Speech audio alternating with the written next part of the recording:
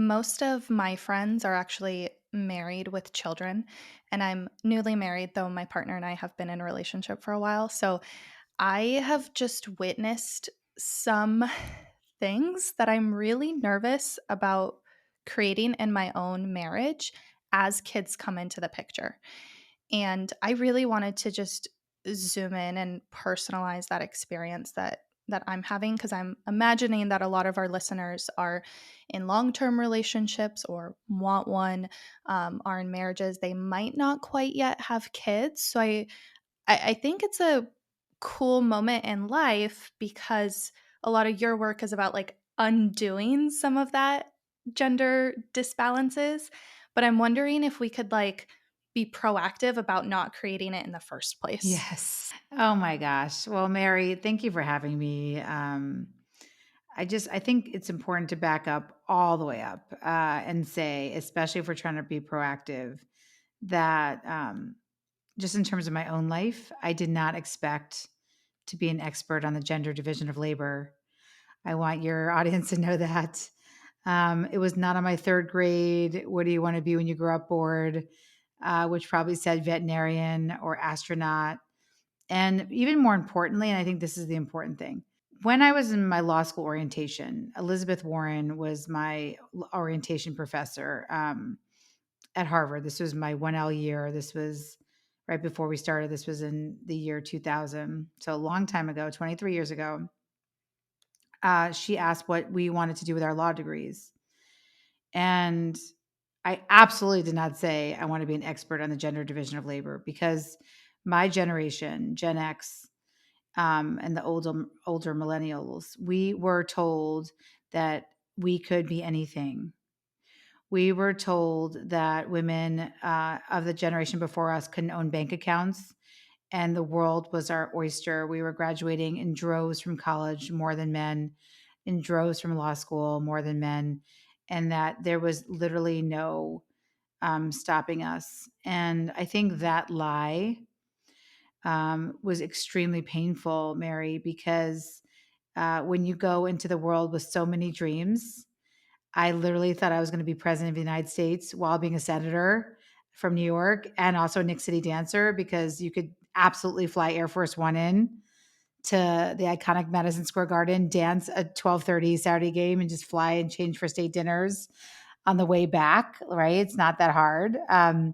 That was the energy that I went into my career with, that I went into my relationships with.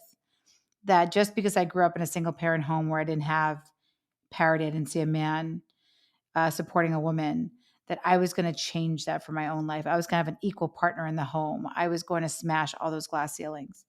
And what I'm here to tell you and your audience, and we'll explore this, is that the only thing I can tell you that I was smashing 10 years later, actually, this would be 11 years later when I started this research, was peas for my toddler, Zach, while breastfeeding a baby Ben, completely disconnected from my career, watching it go down the drain. As my return to work plan after my second son was born was that I was not going to have any direct reports, which is something I really cared about. And I would have to pump in a broom closet and bring a battery pack because there was no outlets. So very different from the life I set out for. And I think that's very important to understand that work we're doing is highly triggering because it creeps up on us. It attacks our identity. It makes us feel like a failure. It makes us feel that there's something wrong with us, that we couldn't do it all or have it all. And it's all really a lie. We can all unpack that. But I think the most important thing to say is that this is not your fault if you're out there. Nothing that has happened to you, whether it's smashing peas for your toddler or living that unfulfilled dream of being president of the United States like me, is your fault. Nothing is your fault. Thank you for starting with that trigger warning because I know we do it for some topics, and I don't like to be like, doing a disservice to my listeners and assuming that they can't handle difficult topics. But I think it's really important for this one because for the 2-3 hours leading up to this conversation, and honestly, in the month since I spoke with your team and scheduled this time with you, which I'm so, so grateful for, I have been thinking about this nonstop and the follow up anxiety that I'm feeling. And I think I Mhm. can pinpoint exactly what it is. And it's being afraid to almost know so much that once you see something, you can't unsee it. And then when you bring it up, being seen as the anxious one or the one who's complaining or asking too much or starting these difficult conversations. And I will be honest, my husband and I got in a heated discussion about this a couple of weeks ago, which I'm lucky he's open to moving through it and exploring it more. And I'm actually excited for him to listen to this Mhm, conversation. yes. What's his But the name? his name is Stan. Stan? Yeah. Hi, Stan. We are going to hold space for you in this conversation too. Hopefully, as many men say, I like to go very dark to go light because there are lots of amazing solutions and benefits for you out there. This is a 100% proactive system based on data and science. So we'll get there. But I do want to just make space for Stan too and say that Fair Play started out as a love letter for women, Mary, but it's become a love letter to men as well. Yeah, it's amazing what can happen in a relationship and the, for lack of better words, happiness that can come out on the other side of really feeling understood and supported. And I want both parties, of course, to feel that way. And I also want to say that, like, I wanted to actually ask you about it. So let me go right into it. Stan, my sweet husband, is the one who grocery shops, cooks and cleans more than I do. He's almost always the one to start and finish the laundry when I just let it pile up. He does all the yard work weekly at 6 in the morning while I'm asleep. He takes care of all the household bills, gives our dog fresh water 4 times a day, and fixes everything around the house, runs errands. He loves running errands. I hate it. And I know I'm so lucky because so many women can't necessarily say this about their male counterparts. But for some reason, I'm still terrified of what our life is going to look like when kids come into the picture because I know statistically a lot of these, you know, gender equalities as him and I see them now go absolutely down the toilet because of biological, societal, cultural reasons. And it's not, I bring this up not because I don't think he's going to pick up the slack, but in fact, the opposite. I actually worry about that. Um, I won't be able to fully explain to him, like, because he has all the physical and the logistical taken care of, and he is a very competent man. I feel like he'll never be able to fully understand the emotional side of things, that emotional labor that you talk about so much. And also, there's this aspect of like his family being so traditional, but at the same time filled with these strong, independent women who did do it all, exactly like your demographic that you talked about, who said, you can be anything, and they received it as you got to be everything perfectly all the time. So having them model that at family birthday parties, and I'm just afraid that if I bring this up, it's going to be seen as like complaining, or I'm creating problems where they don't yet exist, or it's just like my anxiety, because I'm the one that's already worried about like certain kid related things and like those boundary settings with family. And just so much of the difficult conversations that we have are instigated by me. And then when they go south, I feel like I'm that Debbie Downer. So I'm wondering, in attempts to be like proactive and, like you said, very gracious toward the men in our lives, can you just explain like what I went like a roundabout way? That was a lot. In your expertise, what are the words for what I'm feeling right now? Well, the words for what you're feeling right now is definitely not creating problems that don't exist. That is absolutely not what's happening here. When somebody feels a concern, typically you're listening to yourself and it's valid. And just that you gave me all of that context makes it extra valid. There's no such thing as creating a problem that doesn't exist. Your concerns are valid. I just want to be very clear here. And they're valid for societal reasons first. Let's talk about those. We love Stan. I love Seth. He brought in dinner. I washed the dishes. He did the laundry. I washed the dishes.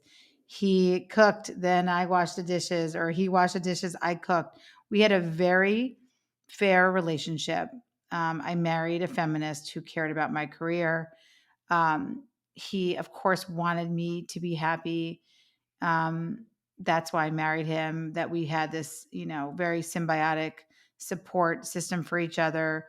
He listened to me. He was the first man I think that I dated, and I dated many that, could follow up 2 weeks later and ask me about whether I got the assignment I was excited to take at my law firm.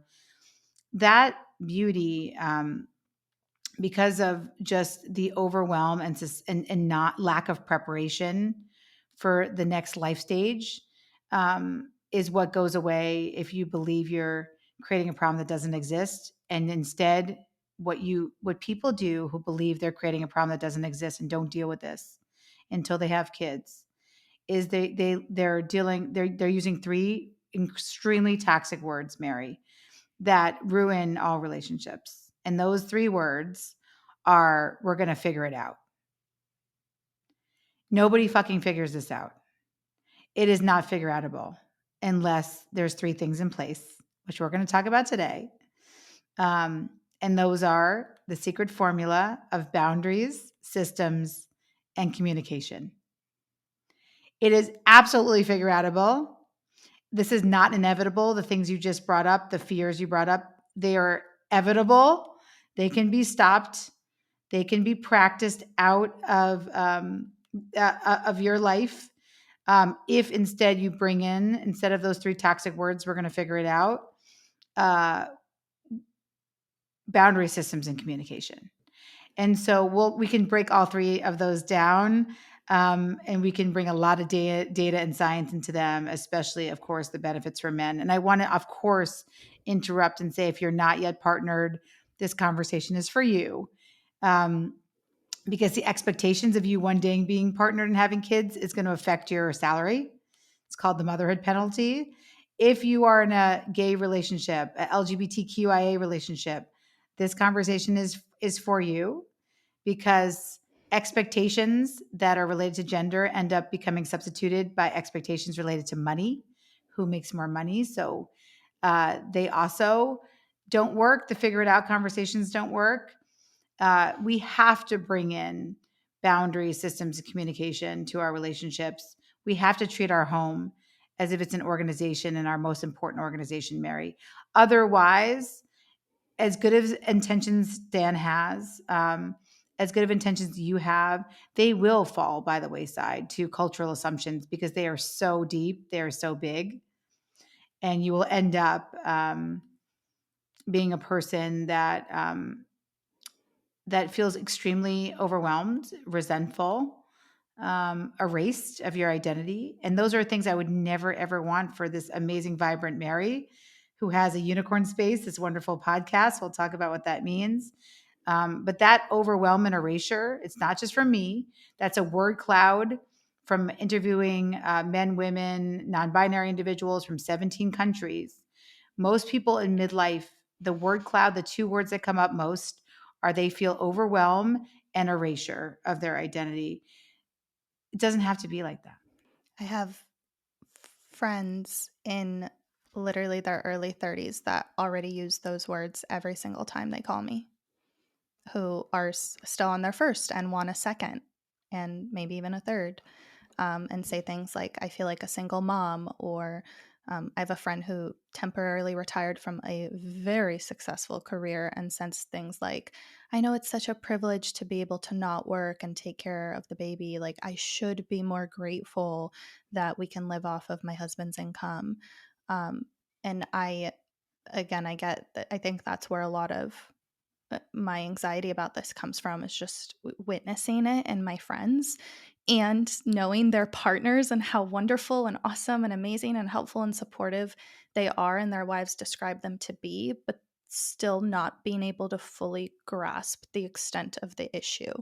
Especially when when it's brought up. I mean, I think it's different hearing it from somebody like you. Like, I think Stan listening to this conversation is going to receive it so much better than that little argument we had 2 weeks ago, Hmm. where I don't know if he absorbed as much of what I told him because he felt like he was on the defense because I can be scary. I mean, I'm a woman Yes, with and strong again, this is not opinions. about Stan. What this is about is that men married to women, they end up doing 5 to 15 hours a week less after babies come because when you figure it out, when you're in a figure it out mode, you have no idea what you're seeing. And that's so let's just back it up for a minute. Let's back up and say that this is nobody's fault, right? The dynamics change because of cultural assumptions, very very deep gender based assumptions, and they are easily replaced, like I said, with boundary systems and communication. This has been my life's work now for over a decade. I come at this work from a systems perspective. So again, for the stands out there, the men who love this work are men like my Navy SEALs colleague who has a book called Extreme Ownership. A lot of men read Extreme Ownership and Fair Play together. They're very similar concepts. Um, my work comes out of systems work. It comes out of being a lawyer for families that look like the HBO show Succession. And so, in my own family, when I had my breakdown, Mary, the one you're talking about that you don't want to have, of recognizing that I was overwhelmed, erased, it came in the form of Blueberry's breakdown. And I talk about this in Fair Play of Seth sending me a text after my second son, Ben, was born that said, "I'm surprised you didn't get blueberries." The breakdown I had in my car was so overwhelming and so sad at that time in my life. It really was the death of a certain part of my life and a rebirth, Mary. It was a rebirth in understanding that I was in exactly the same situation as my mother. I was a single mother, even though, as you said, I was in a relationship. It was a crying and sadness for the relationship I used to have with my husband. It was the realization that he really started to see me as just the fulfiller of his smoothie needs, because as his career grew, mine took a seat back, and then that the money imbalance started to make Seth feel that he didn't need to participate in our home life because he was making more money. But of course, the only reason he was able to make more money was because he had more hours to devote to that, because I was doing all the work off screen for our family. But he did not see that work. He just could see the providing the money that was brought in to our family, and that I should feel grateful for that money, similar to what your friend was starting to feel. And so slowly I was becoming an accidental traditionalist in a relationship that used to feel fair. And that dynamic, of course, was very, very painful for both of us because we started to grow apart. So, what did I decide to do after this breakdown on the side of the road where I had a breast pump and a diaper bag in the passenger seat of my car, getting this text from Seth, feeling like I'm the fulfiller of his smoothie needs? I'm racing to get my toddler at his toddler transition program, which lasts like 5 minutes in the US. I have a baby at home, I have gifts for a newborn baby to return. That cloud of chaos, that was so overwhelming that I just started to cry on the side of the road. In LA, we don't pull over lightly because of traffic. So it must have been really bad for me. But right after that, I think the most important thing for me was understanding, like any type A woman, sort of what was happening to me. And so libraries were a really great place to start. And I started to Google organizational systems for the home. And all I could find was like the early versions. This is even before Marie Kondo, sort of early versions of like, you know, organizing your junk drawer. Can I interject real quick? So, I'm not going to say first instinct, after the breakdown, your follow up action move was, I just need to organize this house better. I just need Correct. to be a Correct. better manager. I just need to be a better Correct. delegator. I just need a better spreadsheet.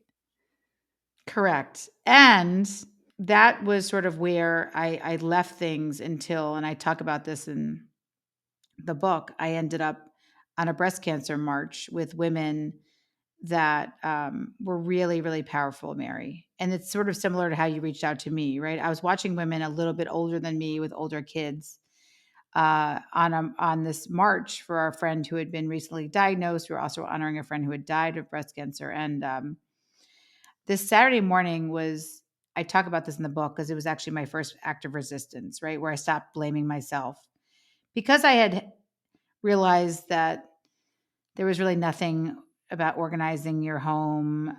There was just more, get up early to maximize your day type, toxic self care messaging back in 2011. Um, and I thought I was blaming myself for my relationship sort of ending or feeling like it was about to end. I go on this march, and it was such an eye opening day because these women who I thought I had it all together. Um, I had like a stroke and trauma doctor with me, like a award winning producer, very, very smart women, a little bit older. And then this morning, which was this Saturday morning march, it was a really beautiful day. It felt really relaxing and actually very important to be in commune with all these women over an important cause. And then around noon, this beautiful energy we had created around each other, there was 10 of us, started to dissipate through everyone getting really frantically agitated. I started to notice and looking at their phones. And so as I started to look over their shoulders, I start to notice all of the text messages and phone calls everyone was receiving. Not everyone was married to a man, but a lot of us were that day. And Mary, it was just this inundation of, where's Hudson's soccer bag? You wanted me to take him to practice. When are you coming home from the parade? Uh, when is the babysitter coming? I've been with the kids all by myself since, 6:30 this morning. Um, uh, do you want me to take this Aiden to our birthday party? Like, did you even leave me a gift? My friend Kate's husband will always be my favorite text that I screenshotted. And that was, do the kids need to eat lunch? And why Wait, that do day? do the kids need to eat lunch? Do the kids need to eat lunch? Yep, that was a doozy, since it was noon on a Saturday. And I'm assuming that they've had a meal before, maybe thousands of meals before that morning. As I said, these women were older than me. They had multiple children who were existing in the world. So the the act of resistance I want to tell you about, because it's important to understand, again, this is not a Stan and Mary problem or an Eve and Seth problem. This is an everybody problem if you're going down the figure it out route. Was that these women all looked at me and said, Eve, I'm so sorry. Lunch is an indulgence. I left my partner with too much to do. And they left me there, Mary, to go find Hudson's soccer bag and to bring a perfectly wrapped gift to a birthday party. And in Kate's situation, to actually go feed her kids lunch, scramble home to do that. And I think it was that act of resistance that day of not letting those women leave until they helped me count up how many phone calls and texts we had received, that I knew that I had to do something about it. And we had 30 phone calls and 46 texts for 10 women over 30 minutes. Wow. And there is nobody better, Mary, in the world at their jobs than these women. They use their voice every day to solve AVMs and people's brain bleeds and strokes and create the most beautiful movies and edit scripts. And nobody had a voice to ask for what they needed, not even to say, I can be home an hour later and to eat and to have lunch with a group of friends that we rarely see. So that What's was the day. That was the day that my life, I think, changed. That's a really powerful depiction. What's extra interesting to me about that is how the group of women were not only in a sense enabling their husbands, again by no fault of their own, but also by everybody scrambling and rushing off, we also almost enable each other to Exactly. keep these patterns. And it reminds me of how on Mother's Day, the day before Mother's Day, I had a call with one of my friends who said she feels like a single mom even though they are wildly successful, all the money and resources in the world, have a housekeeper, can afford babysitters, like a very privileged position. So it reminds me of the women that you've described and the succession esque families that you probably talk to very often. So it's not just a class situation, it stays. It reminds me of when she called me and said, "So, did you get Stan's mom a gift for Mother's Day?" And I said, "No, am I supposed to?" And she goes, "Well, Mary, come on, you're married now." And I said, "You know what? I actually, that I think, no, I reached out to you in April and Mother's Day was in May. But shortly after was when I emailed your team about this Well, conversation." thank you. First of all, it is absolutely not your job to get Stan's mother a gift for Mother's Day. And in fact, a woman reached out to me and said what fair play made her realize her realization. She's a writer and she's really funny. And she said that it made her realize that she actually doesn't have a magical vagina that whispers to her at night what her husband's mother wants for Christmas. And I said, I'm so happy that your magical vagina has now gone back to like a regular, ordinary functioning vagina. And again, that is nonsense. And that nonsense has to be interrupted. But it took, again, Mary, it took, this is a trigger warning conversation because let's talk. Well, I'll ask you a quiz of boundary systems and communication. What do you think I started with knowing me or knowing what you knew of me when you reached out to me? I'm assuming that you've probably exhausted communication and boundaries kind of go with that. So I'm assuming systems. I'm assuming Exactly. that Very good. you Very bought the good. magnet refrigerator calendar that I Yes. bought for myself, pasted it on the fridge. I started a joint Google Calendar and I also opened Stan an account for a new project management software that I use for work. And I thought it would be nice for home too.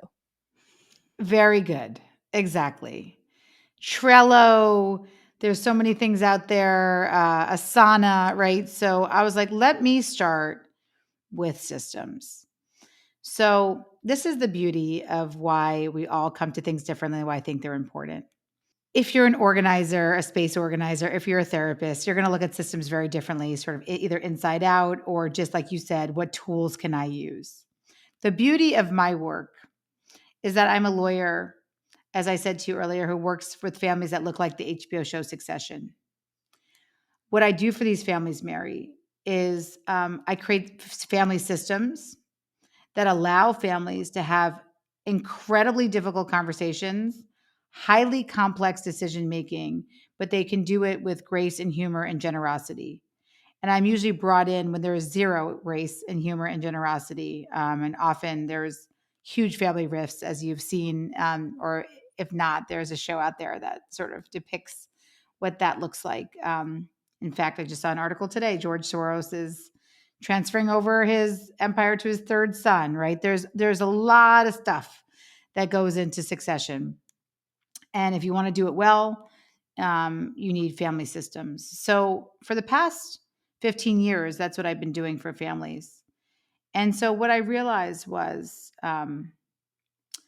that lists don't work, as you said. Tools are not going to work alone, but that I did have a very special skill set, which is I could get my ass in gear, Mary, and become my own client. And so what I had done was right after the breast cancer march, I had just fallen into the systems idea that a Trello could work. That was very, very helpful in 2011 when there was no Mary's Cup of Tea or TikTok or anywhere where I could find women who are lamenting over issues. There was no mental load, emotional labor, second shift conversations. In the libraries, there were, and I went to those libraries. They were not happening because we had no podcasts. We didn't have social media the way we do in 2011. So I had to start thinking about what would happen if I first started with those tools, as you said. So I ended up using those tools. Over 9 months, I open Excel, my favorite tool, and I started to create what I call the should I do spreadsheet. It was the most cathartic experience of my life. It's ultimately what's become what I call the fair play cards. There are 100 cards. They each have about 17 tasks under each card that make up what it takes to run a home and family. Mary and Stan are dealing with about 60 cards right now in play if they want to. That's the deck that they could play with because there's not kids. You add 40 extra cards when children come along, which is why I think, Mary, you have a right to be so nervous if you want to start a family because there's 40 extra cards. Who's going to be responsible for those?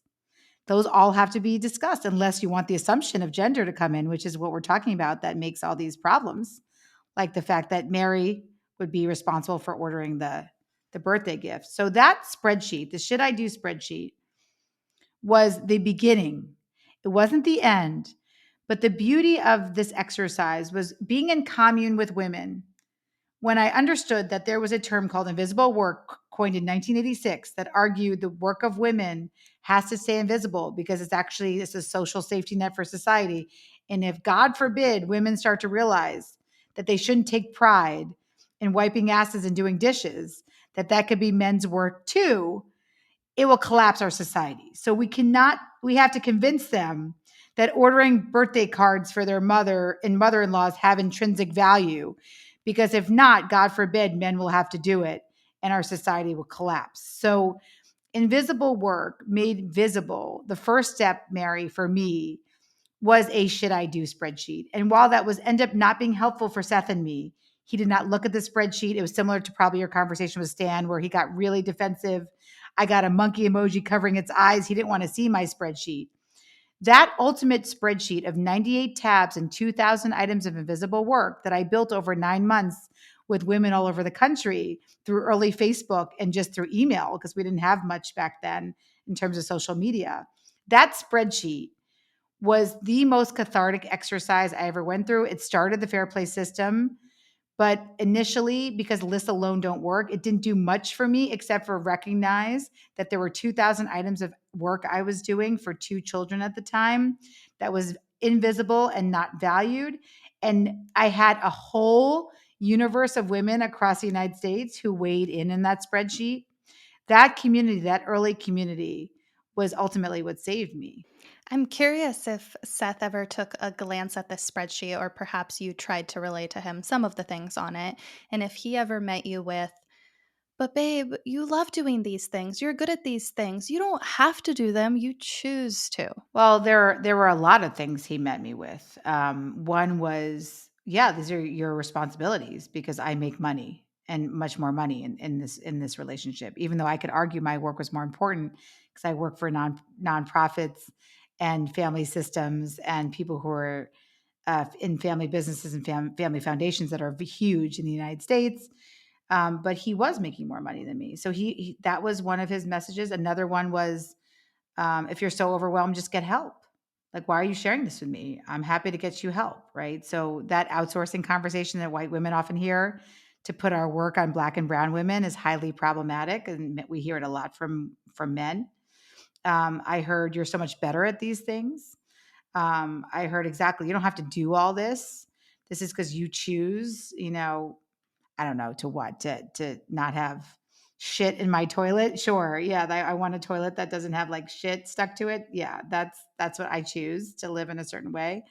There was a lot of defensiveness, especially around money, especially around that this was my work, this was my job, that Seth was the protector and the provider. A lot of very traditional things came out of Seth that literally I'd never heard before. It was like a different human being when I presented this spreadsheet to him. So I knew that a list was not going to work.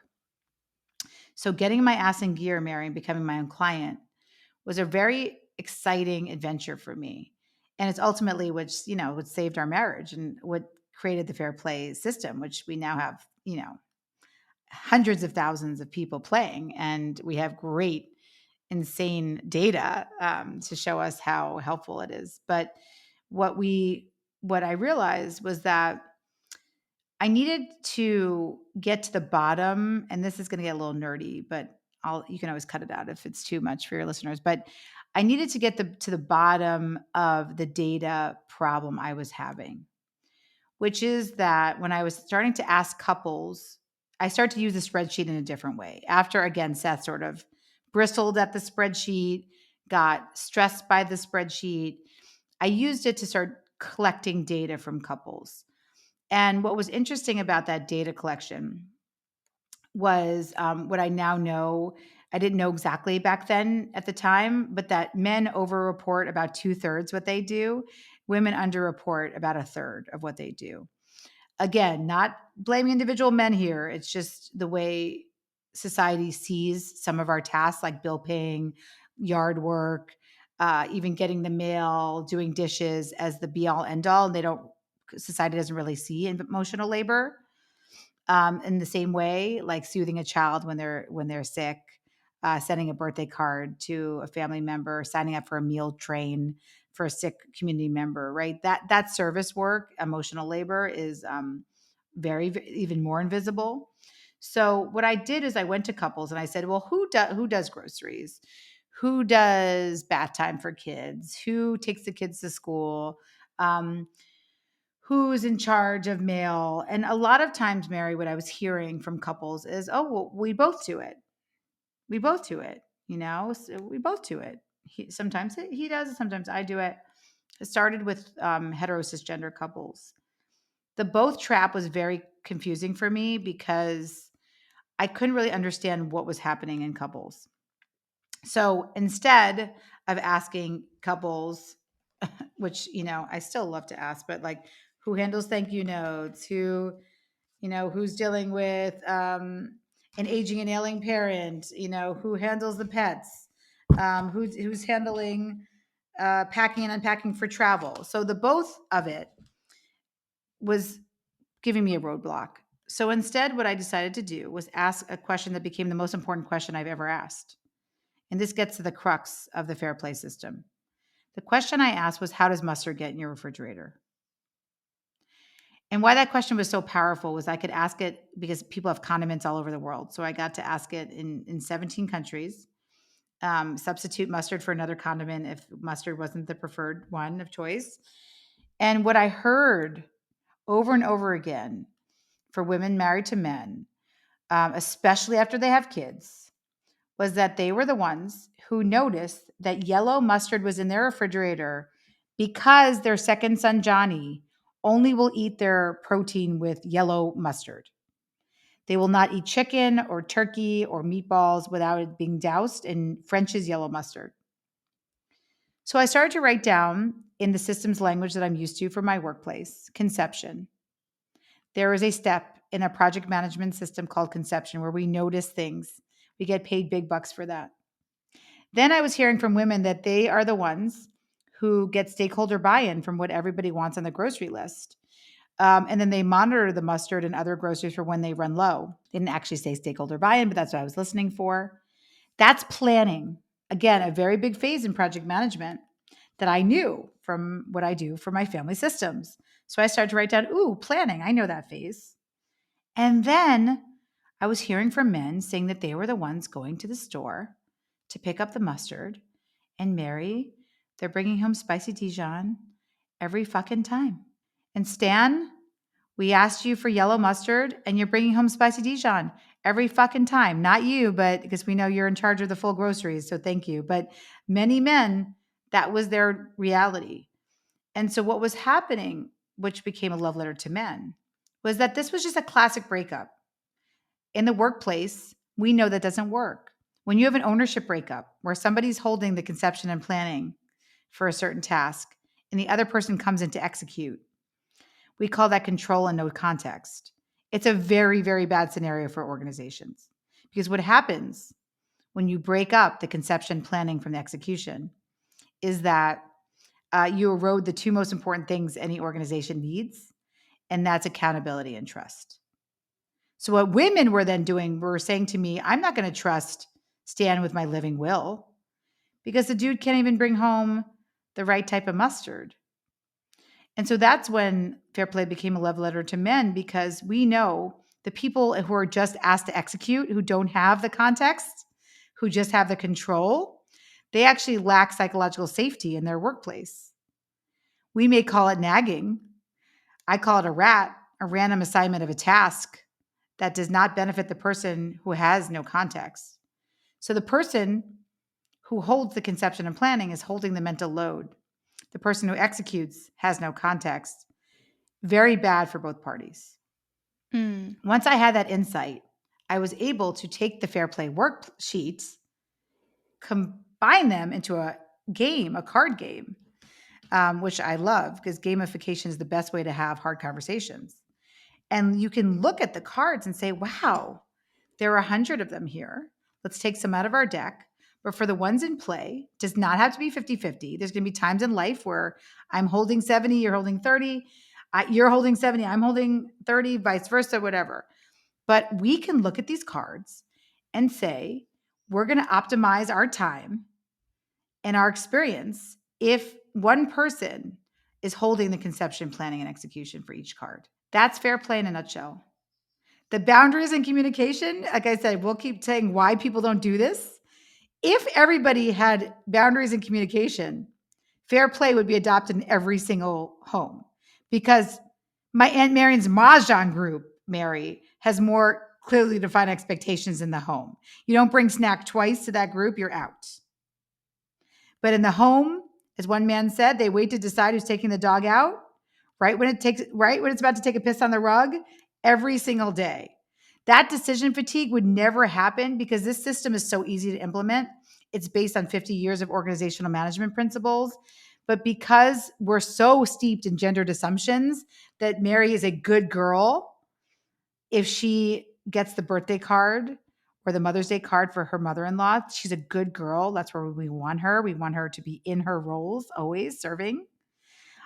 We can't actually put the systems in place without having these triggers of what we've learned and accumulated over a course of a lifetime.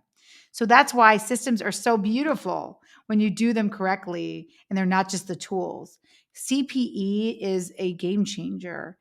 But again, it's not implemented enough because we don't see our home as our most important organization because we've allowed those gendered assumptions to make it a figure it out situation as opposed to a systems instruction decision making situation, which is what I want everybody to do and to look at their home as. Remind me what CPE stands for? CPE is conception, planning, Planning and and execution. execution. What I'm hearing you say is that for there to be fair play, one party must take full responsibility as opposed to coming in or out abruptly because that's where boundaries get unclear. That's where a lot of conflict happens. And that's where one party takes on a big mental load while the other party gets to reap all the benefits of saying, I did it. It reminds me of after our wedding, I was very adamant on sending out thank you cards because we are a thank you card writing household. It is a very special touch to thank guests who came across the world, literally from the Middle East, to come to our wedding. And I asked Stan to help me write them. And I love you, babe, but you said no. That is just the truth. You addressed one of the envelopes, and that was that. And there were 28 cards to actually write and fill out the address and everything.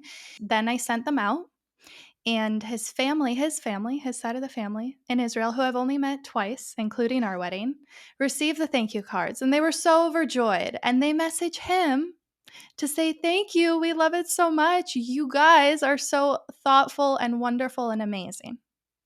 And of course, Exactly. Stan says it was, Mary's idea, all that, but he still gets a huge chunk of that benefit. And that's like a cute, funny, light story.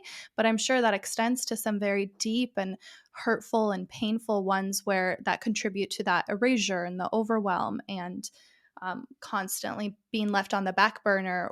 Meanwhile, the other partner says, no, but we do both. We both do this. 100%. And I think what's so beautiful about your experience, that example is, I would also say, fuck you, Mary, no, if I was just brought in at sort of the last minutes to some random overwhelming table with like stamps and like lots of stationery and be like, Well, it I was have not no random, idea. it was part of the plan. Yes, I yes. ordered them in No, advance. I no, I get prepared. it. But I think this gets at the bigger part of the fair play system that I think is so important, which is we skip over our storytelling. And so one of the things in homework assignments I'm going to give to you and Stan is to use the fair play cards in a certain way. And I'll explain what you'll do because CPE, Stan will get it, you'll get it, rational people get it. And so let me just give you one CPE example, and then I'll tell you what the homework assignment is that relates to your thank you note example, which I think is so literally perfect for. And I will ask people to listen to this podcast because that example is so good. It's like a Dear Sugar, Cheryl Strayed, perfect example. But That is the highest honor, by the way. it really is. It's a great example. I will think about that every day of my life. It would be a perfect letter that I would pick out of my pile because it has so many layers to it. So we'll get to that. But before we can even get to that, I think the beauty of ownership, right? And again, you can redeal. So if it was 15 cards for you, 15 cards for Stan, it doesn't mean you have to always, if you have a pet, doesn't mean you're always owning that pet for the rest of your life. You could have a dog day on Monday, your partner could have dog day on Tuesday. But let's explain the difference between breaking up, as you said, versus owning a task. When Seth and I started this game, I held literally every card that was in play for our family. Hence why I had probably the mental breakdown on the side of the road. So we were not going to move to here, you take 50 cards. I'll have 50 cards. Actually, there was about 88 in play because thank God some of them are wild cards we didn't have to deal with, like aging and ailing parent at the time. So there were certain things off our plates. But of the 88 cards, I was holding them all. I just started with Seth. And again, people out there will be angry and say, why did you have to start this conversation, Eve?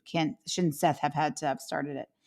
Well, I'm here to tell you anybody can be a game changer in their own relationship, whether it's a roommate, a kid.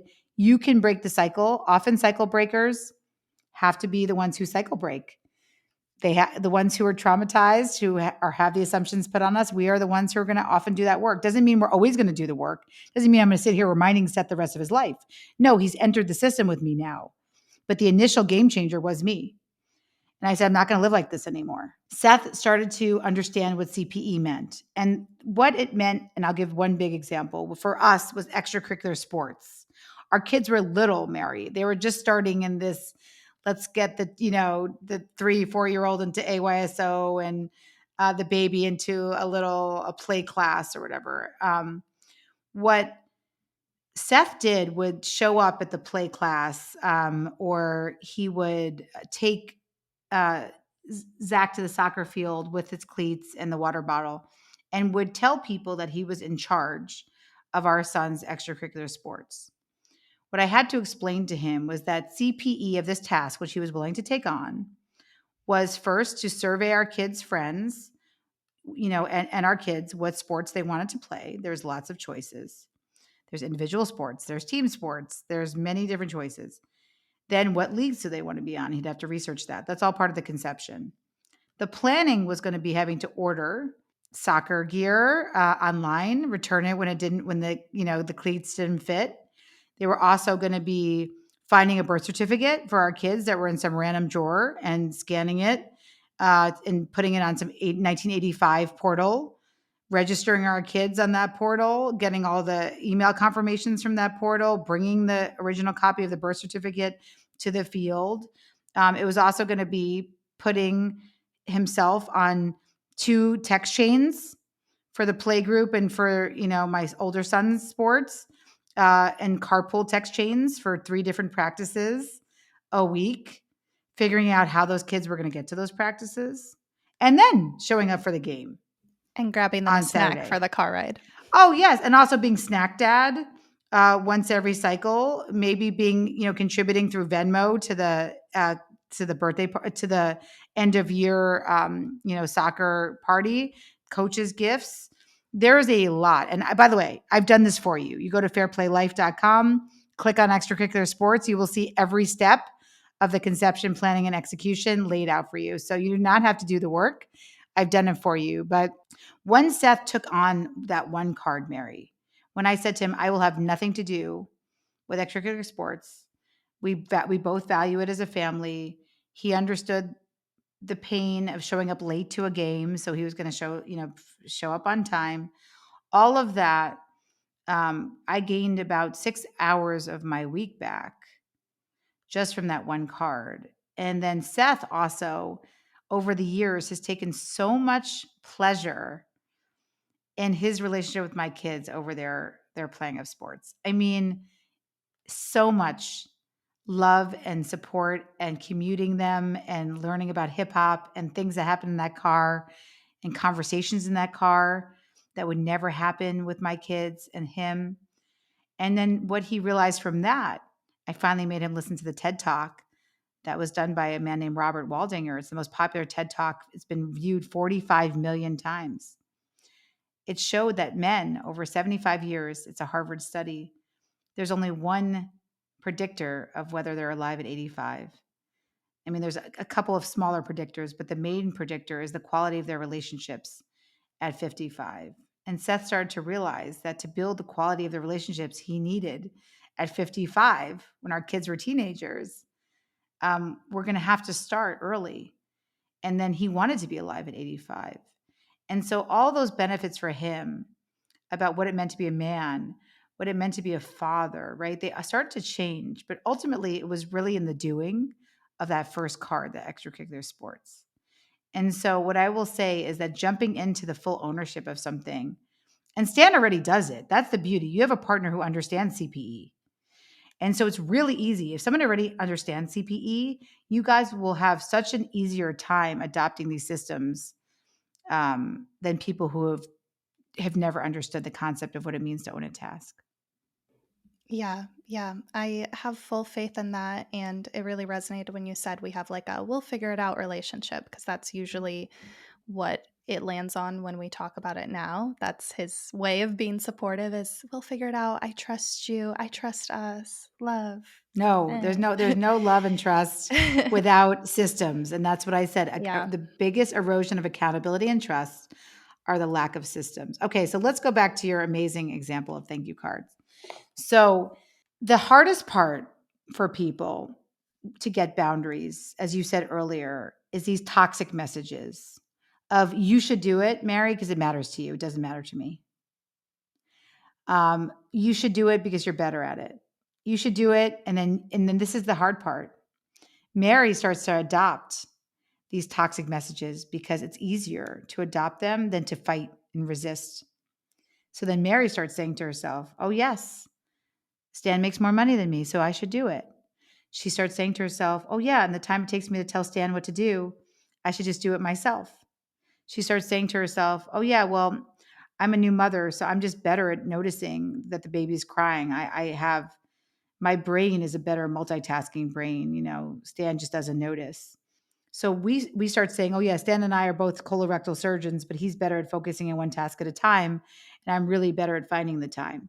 We start to embrace what I call the toxic time messages because it's easier.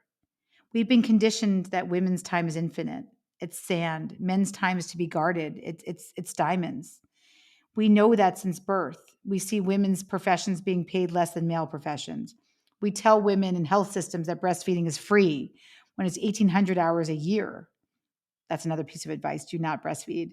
Do not invest 1,800 hours a year. It is just not worth it, I don't think, for our mental and physical health.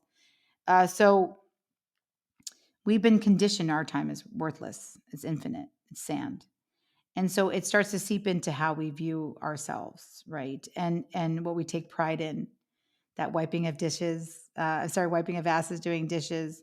We are not better multitaskers. We should value our future time. We should tell somebody how to do it now so we don't have to keep wiping the asses and doing dishes infinitely for the rest of our lives. Regardless of how people who makes money, systems will benefit any home, whether it's a stay-at-home parent home or whether a person's in the workplace. We have to get this right. So, how do we get boundaries to get rid of, to literally burn those toxic time messages, Mary? Well, this is the exercise I want you to do with Stan. The way to start this process is not to start with the systems. Well, for you guys, actually, it could be okay because, again, you have a partner who understands ownership. It sounded like when you first started the conversation. So you actually could probably go into the 60 cards and start seeing who owns what and how you want to redeal. But I would actually not recommend it for anybody. So for those listeners out there who are worried about starting these conversations, boundaries and communication, as Mary had said beautifully, are inextricably linked. You can't ask for what you need unless you understand your boundaries and what you need.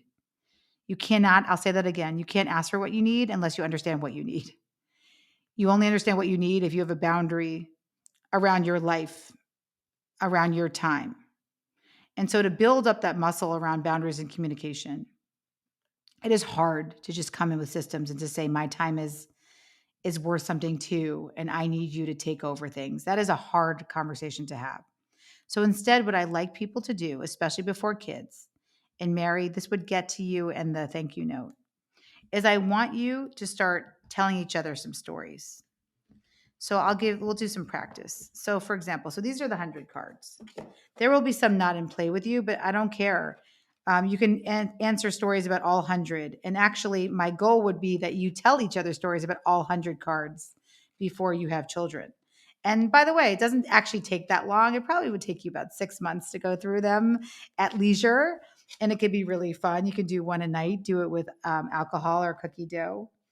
But you basically go through each of the cards, and instead of using them to say, well, I do that in our home, you don't care about store credits. No, I want you to go through each of the cards and start telling each other stories of what it was like for you as a child. So we can just practice. So I'll shuffle this huge deck of 100 cards, and you just say stop. And then I'll ask you a question about a story that you have as a kid. Okay, so just tell me when to Okay. stop. I can't wait to get these cards. Okay, stop. Okay, this card says Is it birthday birthday? celebrations. Birthday celebration, your kids. Hmm. Okay. So I want to hear Mary everything in a minute. And that's what I said. It's not a long game. You're not supposed to stay there forever. You give yourself a timer, 10 minutes or less, or 8 minutes or less to have a conversation about one card. Call them card conversations. So tell me about your childhood. What did birthday celebrations look like for you? What did your parents do? Do you have parents? Who did your celebrations? Did you celebrate anything? I want to hear everything that you can tell me in about 60 to 90 seconds about your birthday celebrations growing up.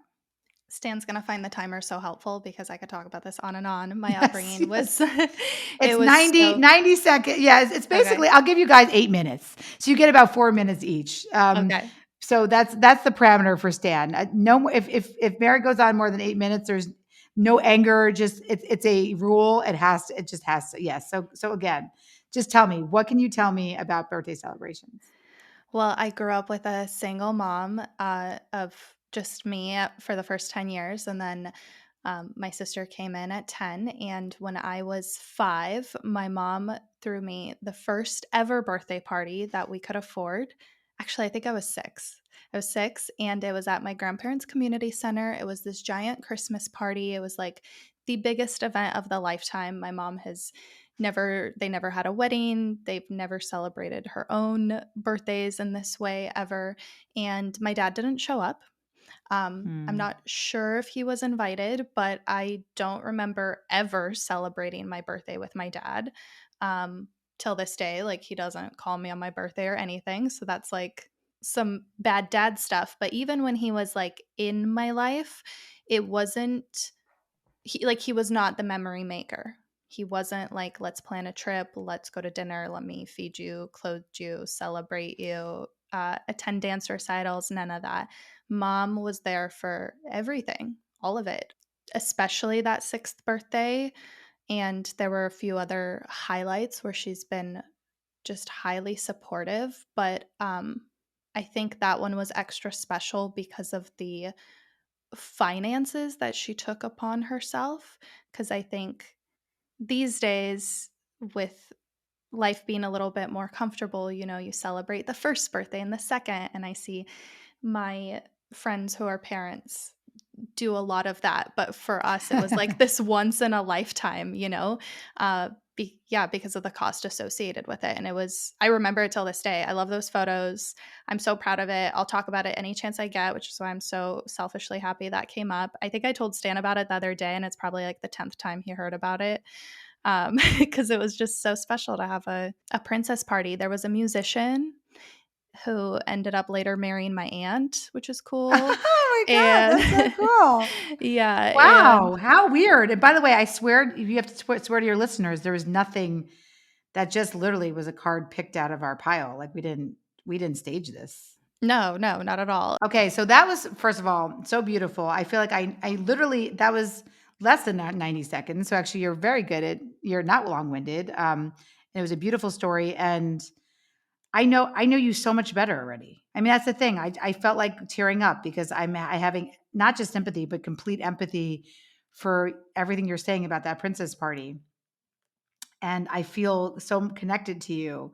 Um, I had a magician party in the 80s, and I remember I wore a red velvet suit and the same thing. I actually found my magician from the back of a New York magazine, and I called the magician and I said to my mom, I was about 7 or 8, I think I was in second grade, so it must have been 8, that I was going to have a birthday party for myself because we had never had birthday parties before. And so for people like us, Mary, who have trauma around birthday celebrations, I'll tell you the way I went. I went literally over the top. Every child's birthday party that I have is like a wedding. I use a lot of disposable income on celebrations. I love celebrating milestones because I didn't have that. And my father went the opposite way. He grew up in a very, very traumatic home. He didn't have access to his birth certificate. Didn't have he got all his teeth knocked out, no dental care on his birthday. So he had these terrible memories of his birthday. So he didn't even celebrate his birthday. So he never wanted to be around for my birthday either, because birthdays were triggers for him. So we could go either way. So do you think with your own children, and again, you would say this to Stan, do you think you would be the person who that princess party meant so much for you, you would go sort of the Eve way of over the top? Or do you think you would go more of the my dad way of like, well, I just can't see the indulgence of it because I had one, I want to just have them small so they could be extra special when they do have something big. Like, where do you think you would land? I think we're somewhere in the middle. Actually, one of Stan's nieces is planning her bar mitzvah, and we have very strong opinions about it as the family, because his sister is planning it. So it's definitely brought up conversations of like, would we have a bat mitzvah or bar mitzvah for our kids? Is it outrageous? He had one, and it was bigger than our wedding. I think more costly than the wedding that we just had in New York, and he comes from a family of like big celebrations and disposable income that's probably the number one thing that the family spends money on. And I, had a little bit more of a mixed, like I really resonate with um, some of what you shared about your father, like birthdays also being very, very painful for certain memories with my dad and everything. I think I would approach it as to like drawing clear distinctions between what is a party for us, the parents, and what is a party for the kids. Because as we've learned with wedding planning and creating meaningful and artful gatherings, which is what I'm all about with my retreats and everything, you have to have like a very clear defined purpose. So there will be certain milestones, like the 1 year birthday, that's obviously for us as parents. Like we fucking made it. Whereas like the 6 or the 5 or the 6, that's for the kids. Like you have new friends, you're in school, the bat or bat mitzvah, that feels very special as well with being like a teen. And I think it would just kind of depend on which milestone it would be. Well, see, what I love about that was a very thoughtful answer. That is the opposite of a figure it out answer. Like there was so much thought and planning in that answer, right? And so deciding 7 weeks before your child's first birthday what you want to do is actually not the time to set what I call the minimum standard of care. So the minimum standard of care is the second most important concept of the fair play system. Ownership is wonderful.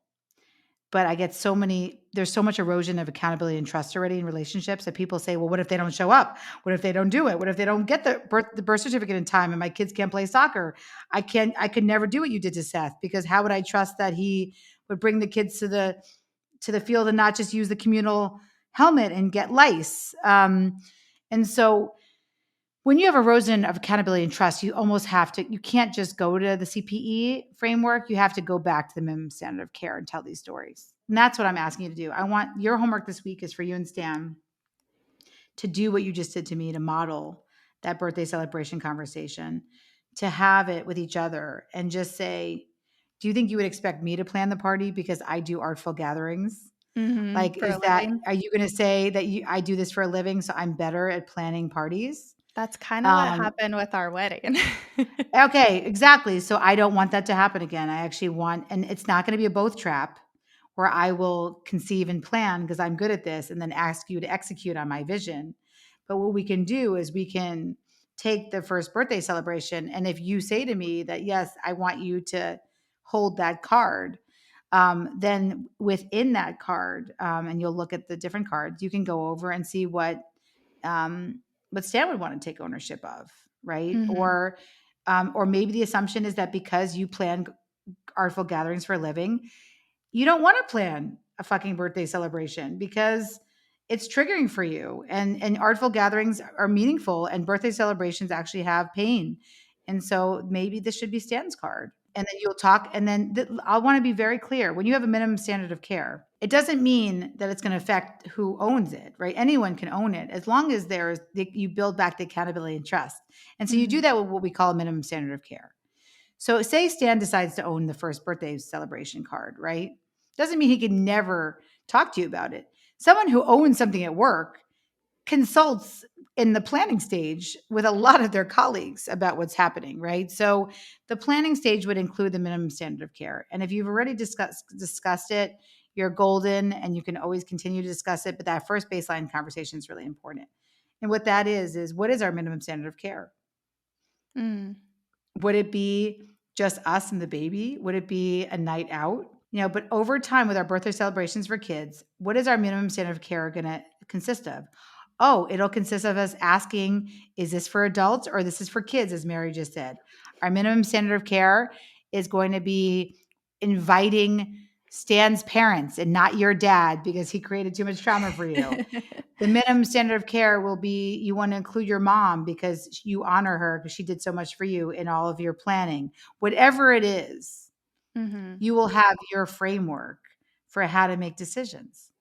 That is a minimum standard of care. And that's where the investment lies. That's what takes so long about the fair play Mhm. system. And if people just jump to the ownership of, well, he does this and I'm done, I will never deal with groceries again, it's just a list.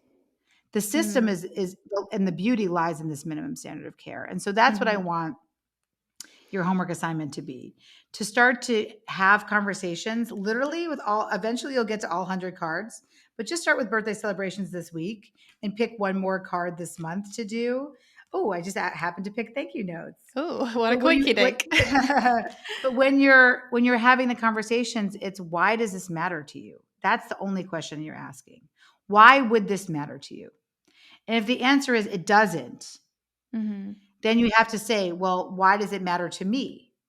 And then the answer will not be, well, it matters to you. It doesn't matter to me. So I don't have to do it. You will do this.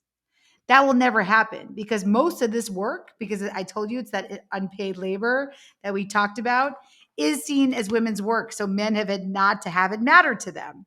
The Mm. point is, why does this matter to you? I want to do this because it matters to you. That generosity is what builds accountability and trust. Doesn't mean you always hold the card for somebody. Maybe it did make more sense for you to hold the thank you notes card because you have better penmanship, or you would get them out on time, or you didn't want to wait a year. But understanding why it matters to you means that either you or Stan can do it because it's in your pile. If it doesn't matter to you both at all, then it should be out of your pile forever and ever. You can bring it back in later, and then you never have to have a conversation about it. So my goal is take as many things out of your pile as possible. But if it matters to one of you, if it's in your deck, it doesn't mean the person who cares more is going to do it. It means you understand why it matters to the other person, and then you talk about how that card is going to be allocated over time. This part is really important. I hope that people listen up until this point, because what I'm hearing you say is that if it matters to one, it matters to both.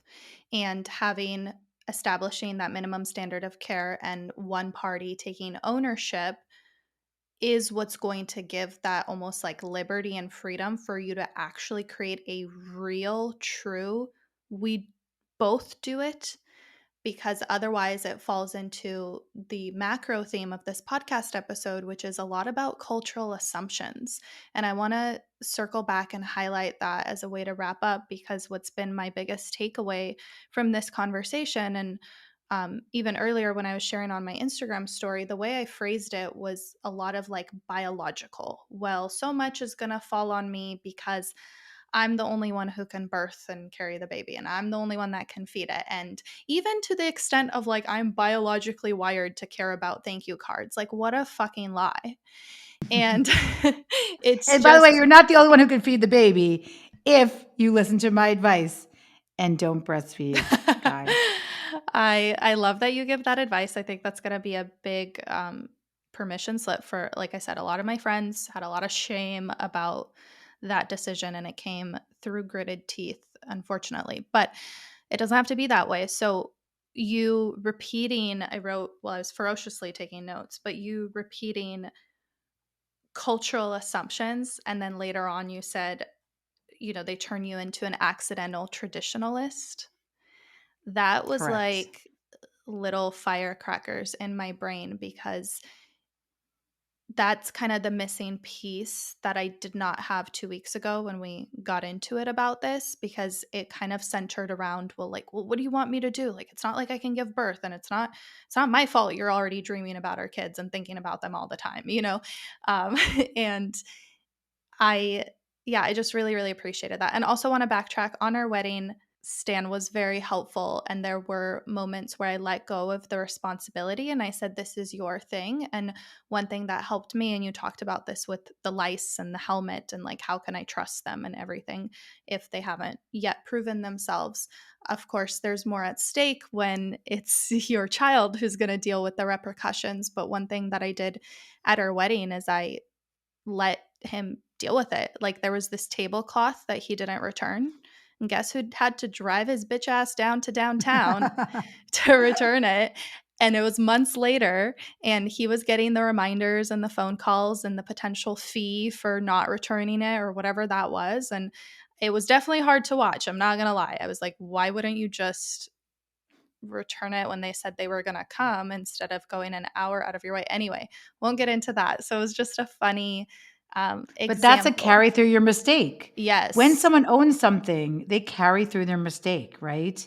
You don't come in and save them. That's a fundamental tenet of good parenting. You have to let your kids make your mistakes. You have to let your partner make your mistakes.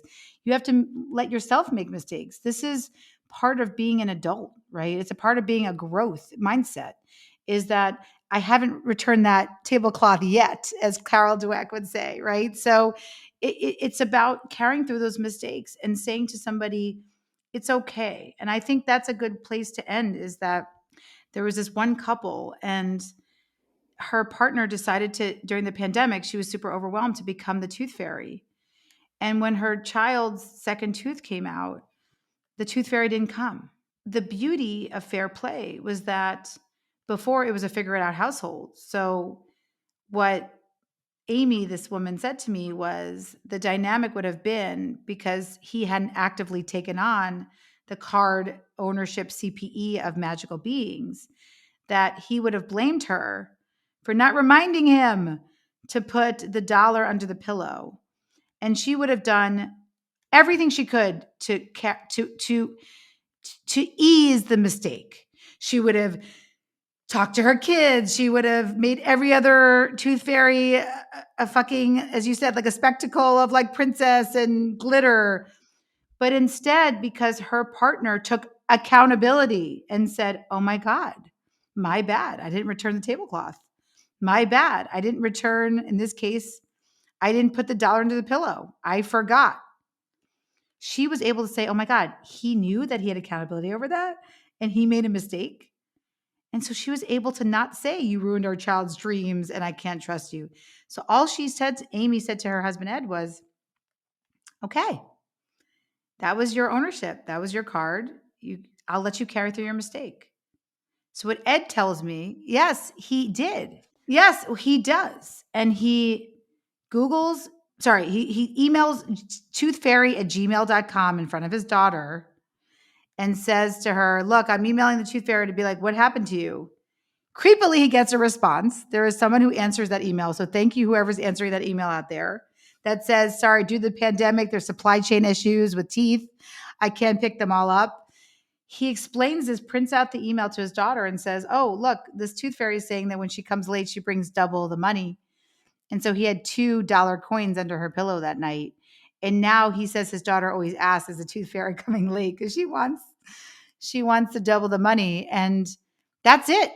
No big whoop, no big thing. It's just another thing that household does, right? It didn't turn into, I will never trust you again. I have to take this task back. You can't create magic for our kids. It literally was just, okay, I carried through my stake. I moved on, and Ed is still the tooth fairy.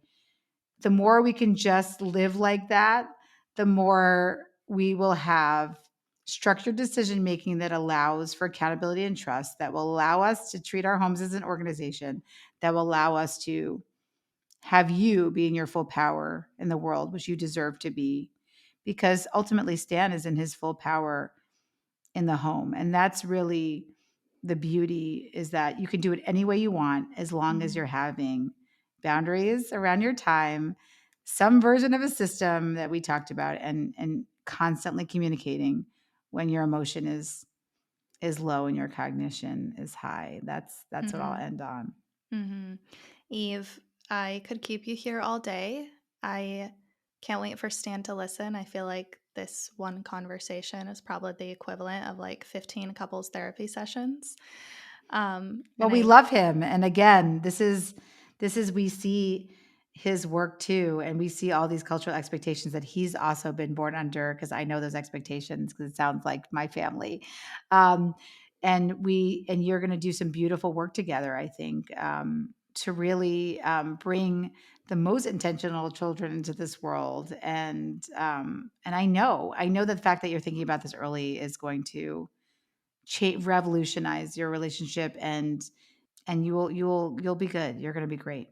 Oh, well, thank you for that encouragement. Definitely feel a lot less anxiety than when we started. And part two with you is not a want, it's a need. I am really Yes, let's do interested in unicorn space. unicorn Yes. space and everything, but this one, there's a lot even in this conversation. I'm gonna re-listen and be like, oh, I wish I would have asked this and that and everything in between, because there's a lot and every single situation is so unique. But I really liked your conclusion about how we just need to create our own way of functioning so that it actually serves the longevity of our marriage and it benefits both parties, all the parties. So thank you so much. Where can people find you? I'll link to everything in the description. Find you, work with you, get your book and the cards. I feel like one cannot happen without the other, so I'm just gonna Yes. get both. Well, thank you. I think if you're interested, as Mary beautifully said earlier about breaking down assumptions and trading it with structured decision making tools, which is what we do here. Not telling you how to live your life, but giving you the tools in which to improve it. Go to fairplaylife.com. It's a fun place. You can do the exercise with your kids. You can click on a card and say, hey, what do you think it takes if we click on this birthday celebration cards to CPE your birthday? What would that look like? A lot of families do it with their kids because it's a great way to get to executive function. Owning a task from start to finish is the beginning of executive function. It also obviously helps in couples too. So Fair Play Life and Fair Play Life Instagram. And then of course you can follow me personally. That's for a lot of political raging. I'm more angry than the Fair Play Life. I'd say is more helpful Instagram accounts. I live for your Instagram account. It's the perfect Thank curation of you. not just you being angry, but a lot of people, like you said. Okay, I'm gonna conclude it here. Actually, I need to ask you, have you ever thought about doing couples retreats? I think that would be so powerful, and Oh I'll my God, I totally help love you it. on those. Well, Mary, you should be a facilitator and do them. What we've actually done has been amazing. We have over 500 therapists and coaches, and we really just do it as a service to the community. We train people in these tools so they can add it like a cognitive behavioral therapy tool to their toolkit. So come with us maybe on one of those training journeys, and then you do the retreats because the truth is, the level I'm trying to work at right now is giving these amazing therapists and coaches the tools to do the agency work at the couples level. Whereas I'm trying to make it easier for mothers in the U.S. And so Mm. I'm really fighting. And I'd say watch the Fair Play documentary because you'll get to see that fight. It's on Hulu. We are fighting for paid leave for all workers. We're trying to fight for subsidies for childcare so we can make it easier on families. We're trying to fight for laws called FRD laws, which prohibits employers from firing people for family responsibilities, which they do all the time. And that happens to men a lot actually now, where men will take their paternity leave and then they'll get retaliated against. So that's a work that I'm really excited about. And we're doing at the Fair Play Policy Institute. And so I need people like you to be my cultural warriors, Mary, just in your own marriage, but also on the ground. The more you Yeah. can evangelize Mhm. these messages, the more we're going to create change faster. Yeah, it is systemic. I love what you're doing, and I'll be here for the retreats. You stay in your unicorn space. Okay, part two to Yes, come. yes, yes.